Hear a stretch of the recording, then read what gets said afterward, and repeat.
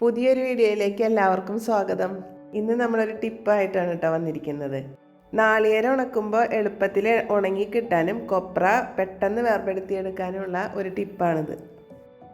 നാളികേരം നമ്മൾ വെയിലത്ത് വെട്ടി ഉണക്കാൻ വെക്കുമ്പോൾ കമത്തി വെക്കണം.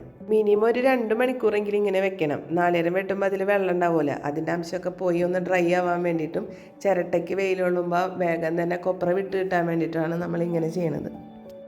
ഇങ്ങനെ ചെയ്യുന്നതിലൂടെ നമുക്ക് പൂപ്പലൊന്നും ആവാതെ വേഗം തന്നെ നാളികേരം ഉണക്കി കൊപ്രയാക്കാൻ സാധിക്കും. പിന്നെ എളുപ്പത്തിൽ അഴിച്ചെടുക്കാനും സാധിക്കും. കൊപ്ര ചിരട്ടേന്ന് വേർപെടുത്തിയെടുക്കുന്നതിനിടെ കൊപ്ര അഴിക്കാന്നാണ് പറയുക. നിങ്ങളൊക്കെ എന്താ പറയുക? നല്ല വെയിലത്ത് നാളികേരം വെട്ടി ഉണക്കുകയാണെങ്കിൽ നമുക്ക് 2 ദിവസം കൊണ്ട് ഈസി ആയിട്ട് കൊപ്ര ഇതുപോലെ അഴിച്ച് വേർപെടുത്തിയെടുക്കാം. എനിക്ക് അമ്മയാണ് ഈ ഐഡിയ പറഞ്ഞത്. നിങ്ങളും ഒന്ന് ട്രൈ ചെയ്ത് നോക്കൂ. ഇന്നത്തെ വീഡിയോ എല്ലാവർക്കും ഇഷ്ടമായിട്ടുണ്ടാകുമെന്ന് വിചാരിക്കുന്നു. അടുത്ത വീഡിയോയുമായി വീണ്ടും കാണാം. നന്ദി, നമസ്കാരം.